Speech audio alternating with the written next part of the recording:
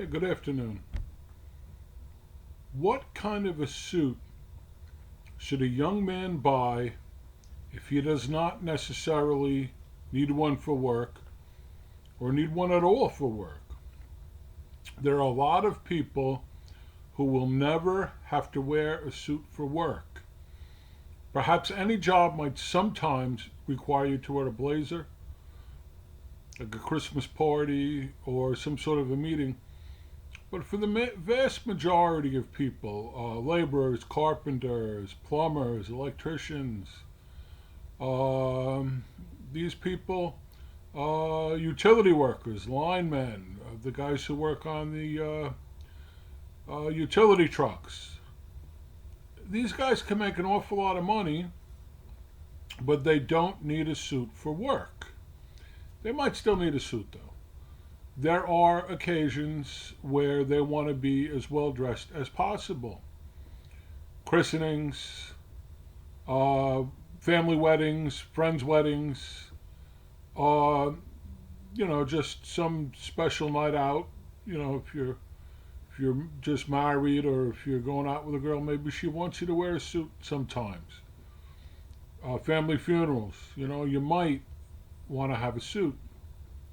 In general, what kind of advice can I give you?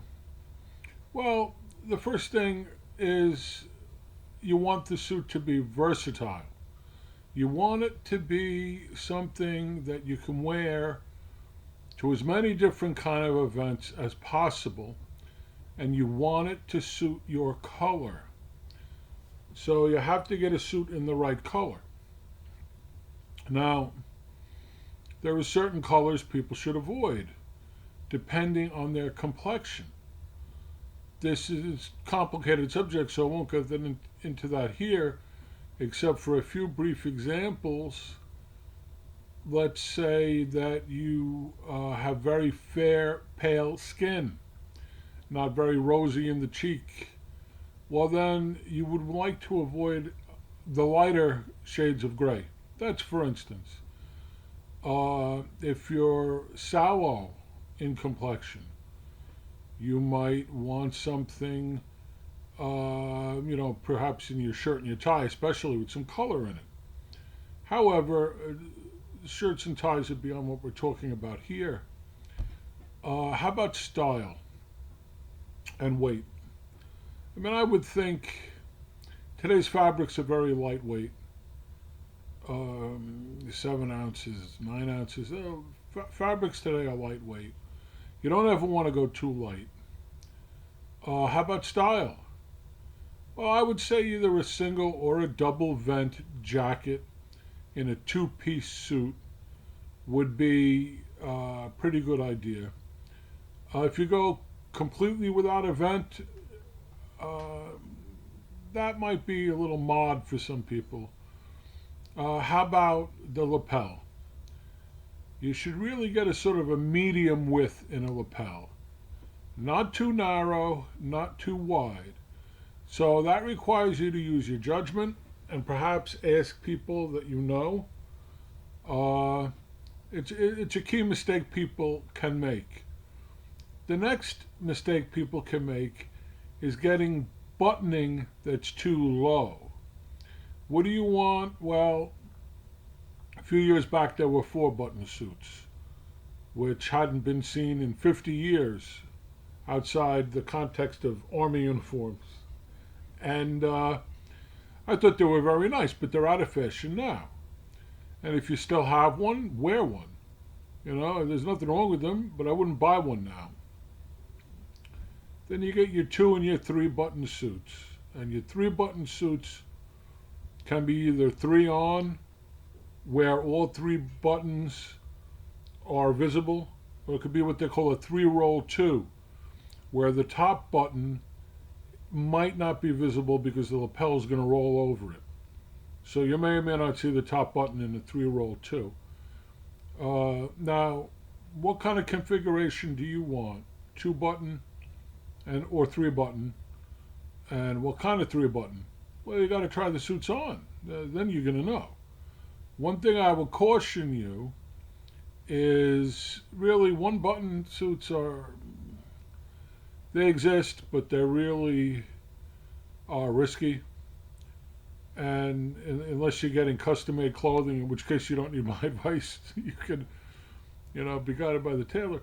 Um, but I would think one problem might be where buttoning is too low.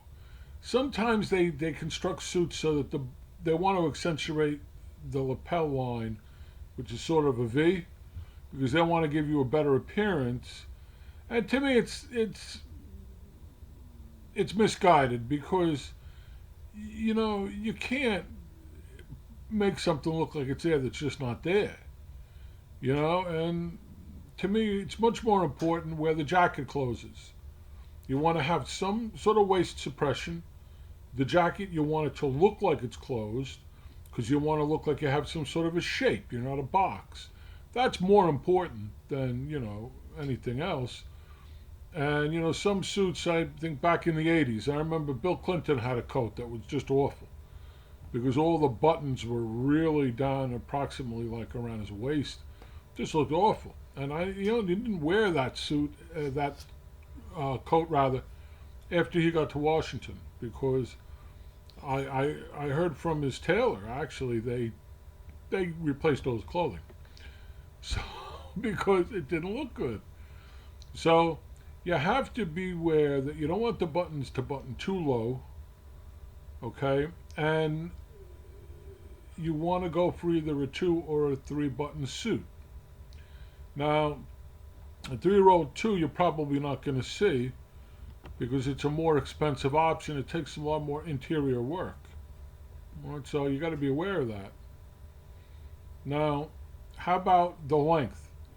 The number one mistake that I see guys make is their shirt sleeve goes over their hand, their coat sleeve rather, their jacket sleeve goes onto their hand. That's horrible. Better you didn't wear a jacket at all. Honestly, it makes people look moronic, and everybody notices.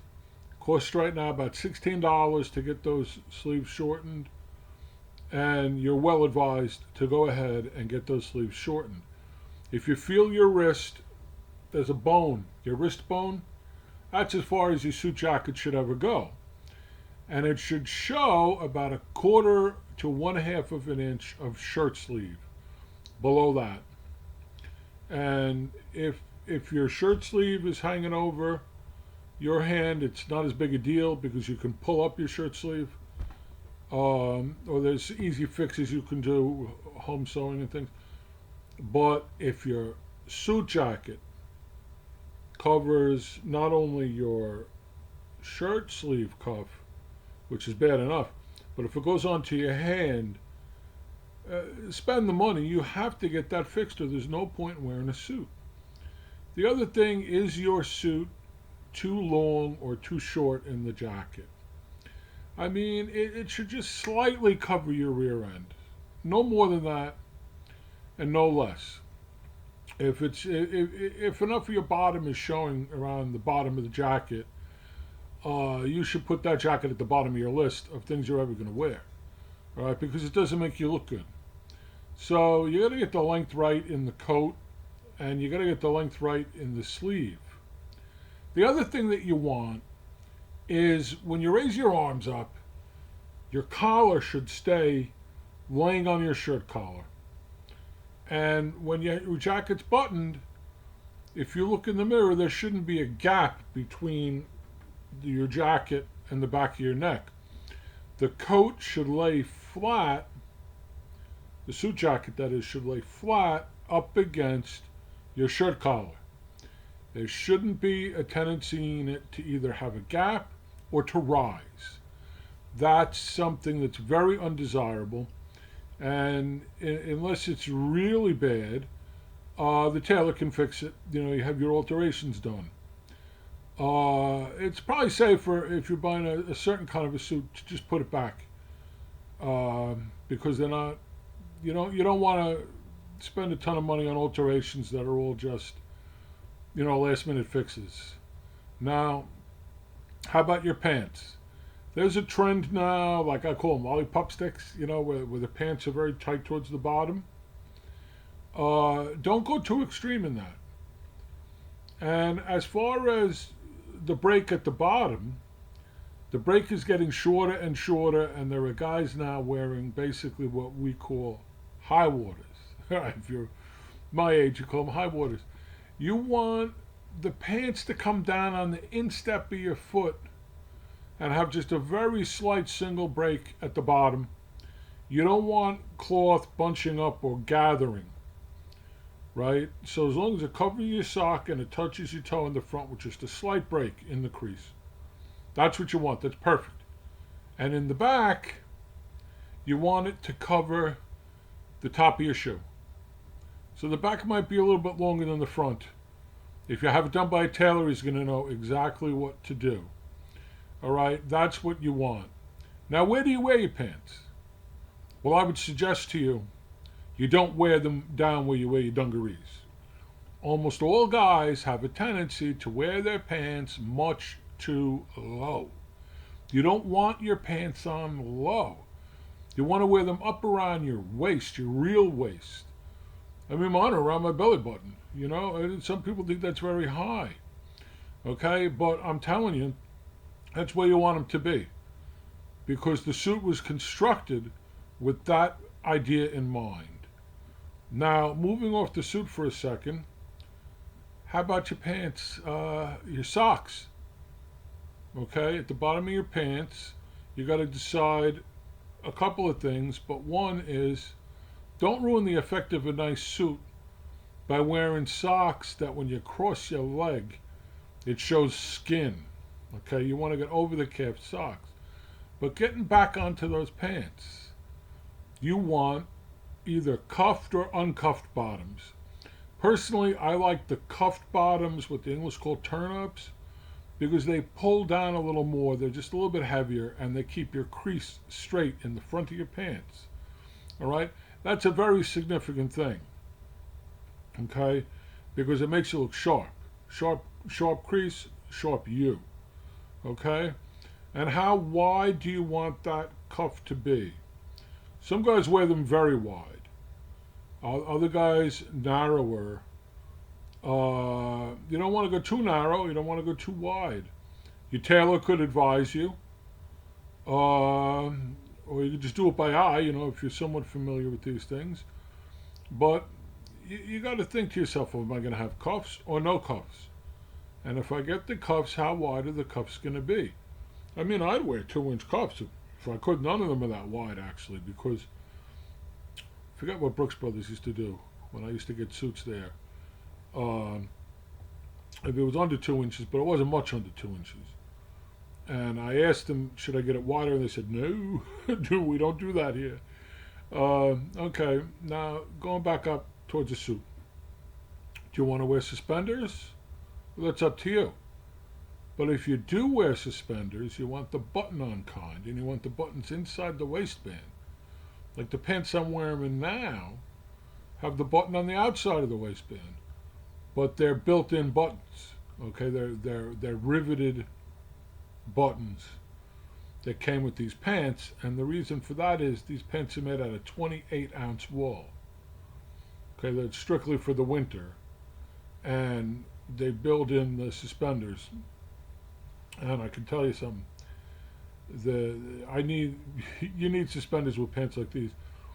But generally speaking, most guys like to wear a belt, so you wear a belt if you don't want to get suspenders. Now, if you do get suspenders, the most important thing to remember is get button-on suspenders. They'll put the buttons in for $1 each. That's $6. Or the store might do it for free, although possibly not. I'll get to that in a minute. So you get a pair of suspenders. Your suspenders should be cloth, or they could be leather. I wouldn't recommend leather because there's too many variables, but probably cloth, and then things like silk or box cloth, something like these things. Not elastic. So I've had suspenders that were all elastic. It's not really that good. I mean, sometimes that's what you have. Like when I was in the army, you wanted red suspenders. If you're only artillery, guys who are in the service know that infantry's blue and cavalry's yellow when it's not red and white, and so on and so forth. Well, we wanted the suspenders, and they sold them in elastic, so you had no choice. But generally, you want silk or something called box cloth. Okay, basically cloth suspenders. And you don't want them to be too narrow. You want a nice suspender, right? Now, you got to wear either a belt or suspenders. You can't dispense with that unless you have the kind of pants that don't require either. They custom-made pants with side adjusters. Yeah, you could do that, but you shouldn't just forego a belt because it doesn't really look that good. Now, people say, should my belt match my shoes? The answer, because if you're wearing a suit, it must be shoes. Don't wear sneakers with a suit. The answer is kind of depends. Or maybe even a better answer, kind of match your shoes. It's no fashion faux pas to wear a black or a dark brown belt with anything. However, you kind of want to harmonize your shoes with your belt. It's not a religion. We're not going to condemn you because you don't want to overmatch. Like back in the 70s, which I can remember, guys would wear white shoes and a white belt. I thought that was a bit much, even then. So, don't feel you have to have your belt matched exactly to your shoes, though. It's preposterous. So don't bother with that. Now, what else do we need to talk about? Basting. Your suit's going to come usually with white thread, very thin white thread, sometimes with other kinds of thread, and it should come right out. This thread is used to sew down pockets and sew down back vents and so on. A lot of people have the wrong idea that pockets on a dress suit are just for show. Well, it's not a drill team, people. We don't sew pockets down and just leave the outside for show. Pockets were meant to be opened. You got to be careful. I tore a vest pocket recently. It was made in another country. It's made in Poland. And I think they thought, well, if they told us to sew these down, we're going to sew them down. That those pockets were meant to be opened. Those tacks were meant to be that little X sometimes you see around a vent. They were meant to be taken out. All right? That's only there to help the garment in transit or in storage so that it still looks nice and new when you get it. That's why they sew the pockets closed and they tack down the vents. So those are meant to be taken out. And another thing you must not do is you must not fail to remove the label from the sleeve of your jacket. Now, it's not hard to do, but you don't want to take the chance either of cutting or tearing your jacket. If you're like, most guys, when they're young, maybe you have someone else take that label off for you, but it comes off. The label never stays on the sleeve. That's there so that when you're shopping, that facilitates your shopping experience. And it helps the salesman find the suits he's pushing. It doesn't belong in his sleeve. Please don't do that. All right. A lot of people, I remember I had a Professor Bergman. I don't know if he's still alive. I'm sure he is, at Lehman College. And Bergman used to say sometimes some extremely funny things, but he's often very serious. And we were having our review where they were comparing Lehman College to NYU. And at the time, objectively speaking, Lehman was actually better than NYU in terms of the professors and the facilities and so on. NYU was going extremely rich because I'm talking over 30 years ago. And he said that the difference between Lehman and NYU, which for the Middle States Association of Colleges and Schools, the accrediting body. They were all comparable. They were all local comparable that we were supposed to compare ourselves to. And Bergman one time lost his temper, and it was really very amusing at the time. He said, our students are much better. They get a much better education than the people at NYU. But then they graduate and they show up at an interview in a powder blue suit with blaze orange stitching. I'm still laughing. It's so sad, but it's so true. Clothing is about projecting the right image, the image that you want to have. You dress for yourself, of course. You want to feel good in your clothes, but you have to know what to wear when. So I'm telling you, if you have a good job, or if you don't have a good job, and you don't ever wear clothing for work, then you should possibly consider what they call fused garments, right? Now, fusing is not a quality process.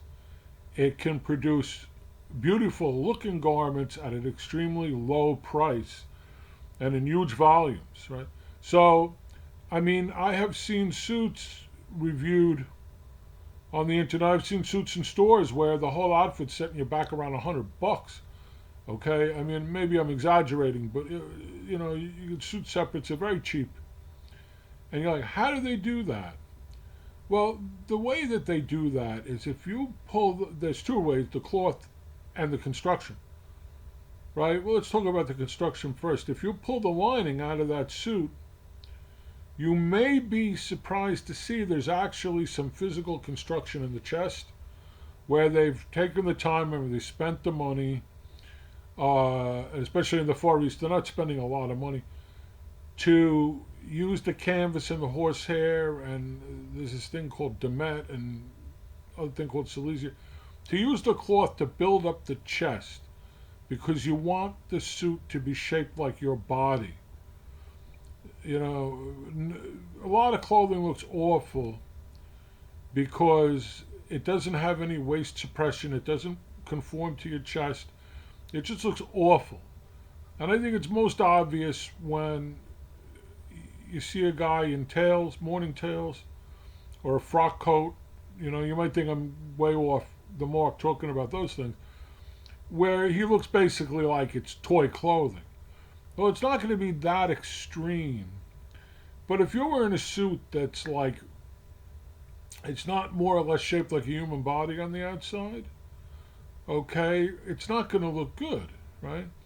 So sometimes they put a little of the canvas and, you know, the other kinds of padding into the chest, and then it's called like a half canvas, which means the lower half of the canvas is going to be all fusing. And fusing is similar to those iron-on patches maybe you fixed your blue jeans with when you were a kid and you tore your pants, your mother had an iron-on patch for you.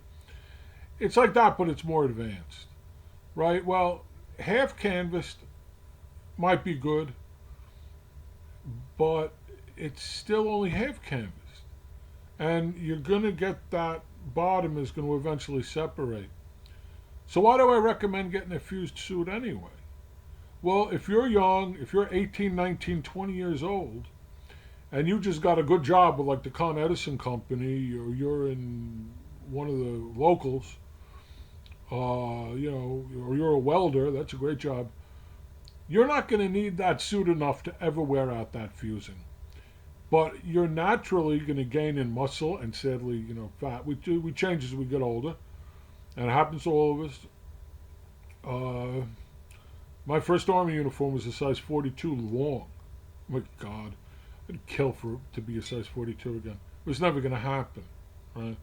So what you have to remember is that if you're not really wearing a suit that often, fusing can be okay, provided the cut, the way it looks, the assembly, okay, the quality of the construction is otherwise fine.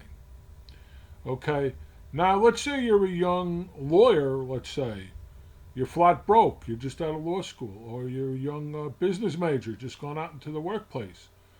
And there's some suit that just came in from, I don't know, Indonesia, and it's $120.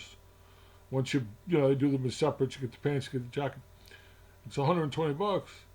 You don't have any money. Go ahead and buy it because nobody's going to know and nobody's going to care.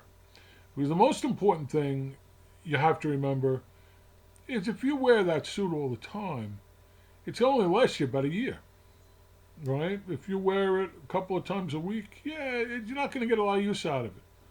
How do you extend the use? Well, like all clothes, you get a good quality hanger. And you hang that suit up on a good quality hanger. In other words, a wooden hanger as wide as possible. Nice heavy wood hanger. And it's good to hang the pants up where you get one of those hangers that like clamps your pants at the top and they hang long, because that'll pull the wrinkles out. Now, what about cleaning? Because dry cleaning is bad for your clothing. It's necessary sometimes, and you'll know when it's necessary. Otherwise, you just sponge off whatever got on it. Very little water, damp sponge. If there's something greasy or stain-like, I might have to go to the cleaners. But generally, you'd be surprised how seldom people that wear suits every day actually ever have them cleaned. You got to remember something. A lot of the shape of a suit comes from the pressing. The presser in the factory makes that shape that fits your body. Okay? And that's especially true in ready-made clothes. They didn't have some tailor sitting there all day with a needle putting 1,000 stitches in your lapel. No. So you don't know if your cleaner is going to press it the right way. Right? Is he going to press what's good out of it? I know some very good pressers, that I've watched. There was one guy, I think it was the 99th Street Cleaners by Fort Hamilton. I watched some guy who was a master. They also had a very good tailor there, actually. But then how do you know? How do you know he's going to do it right? So the best thing for you to do is you get it home, and if it's sweaty at all, I would say turn the pants inside out and hang them up. Let them get dry again. Put them back on the hanger. Arrange it so that the crease is lined up where it should be. Give them a good brushing with a soft brush. A soft brush. Soft clothes brush. And if you could use all sorts of kind of brushes, but not too hard. And because you want to get the lint and everything off it, you want to get any farm matter off it, and hang it up. If after you've worn it there are still some persistent creases, just hang it up in the shower. Hang it up in the shower when the room is nice and steamy, right after you get out, and just leave it there. That should do the trick. That should do the trick. Because this is a much better way to take care of your clothes, because regular dry cleaning destroys the natural oils in the fabric.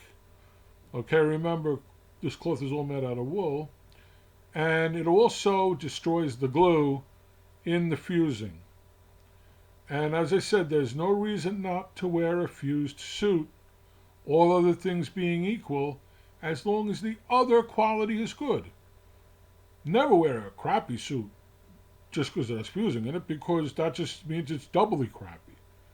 What I'm saying to you is, be very careful. Look for the fit. Does it fit you? Look for the cut. Is it a nice conservative cut? Preferably a notch lapel, possibly a peak lapel. That could be good too. A lapel that's not too wide. A collar that stays down on you, okay, and doesn't rise up all the time. A waist you can close without the cloth pulling, okay, but one that still has a nice shape to it, that shows off your shape to the best advantage. Okay, so then the last thing I'm going to talk about is cloth. I looked at a coat the other day, or the suit, coat and pants, and it was 45% 45% wool. Most of the remainder was polyester, and I saw a similar suit, but I had like 2% of some other thing in it. That cloth had a nice color. It had a nice depth of color. It was soft to the touch. It draped well. It kept the crease well, and it didn't look like it would get too wrinkly. So altogether, it was a superior cloth. If you were a person who wears suits every day, would you want that suit? No, because there are other downsides to that kind of fabric. They trap moisture, you get sweaty, you get a bad smell. But not if you're wearing it once in a blue moon. You're not going to have those problems. You're really not. I wouldn't advise you, well, you can sweat too much one day a month. I'm not saying that. I'm saying that if you wear cloth a lot, then you want to go for higher value, more expensive cloth. If you're getting something you want to wear out to dinner with some other couples, you have to go to a funeral, you have to go to a wake or a christening. You need a suit for these occasions, and different parts of the country and different religions have different customs. Okay? But I'm just saying, if you're not a guy that wears a suit every day, you can go for the fusing, you can go for the lower cost, because the current reality in manufacturing is, and I've watched videos on YouTube about it, where I wanted to learn more. I mean, there are factories in like Hungary or in Indonesia or other places where, I mean, the precision of the cutting and the amount of precision in the assembly and the strength of the sewing and everything, I mean, they really do a very fine job. Now, I would probably going to get around to making a video about what kind of suits you should get if you're regularly wearing suits. That's not what this video is about. This video is about, look at the cut. Does it fit you, and is the cut suit you? Is it sufficiently low-key and conservative? Or is it wild and experimental? Is it trendy? You don't want trendy. Lots of guys throw suits away because it was trendy when they bought it, and it wasn't trendy when they needed it the next time. All right? So, another thing to remember, if it has any wool in it at all, it's going to be susceptible to moth damage. That's why the brushing is important. And there are other strategies you can use, but there are a lot of them, so I can't go into it now. But my friend bought a tuxedo rather than rent one, and years later he went on to wear it. It was all moth hole. So look, I hope this advice has been helpful to you. It's intended to be helpful advice. You don't have to break the bank on buying a suit that's well constructed and tasteful and that fits you and is made with decent cloth. It doesn't mean that it's the kind of a suit that a person should wear if they wear suits all the time. So let me know if I said anything you disagree with. And remember, it's not about your income. All those guys I mentioned, welders and things, they all make a lot more money than some, junior bookkeeper or something. But tell me what you think if you disagree with me on anything, all right? Thank you. Bye.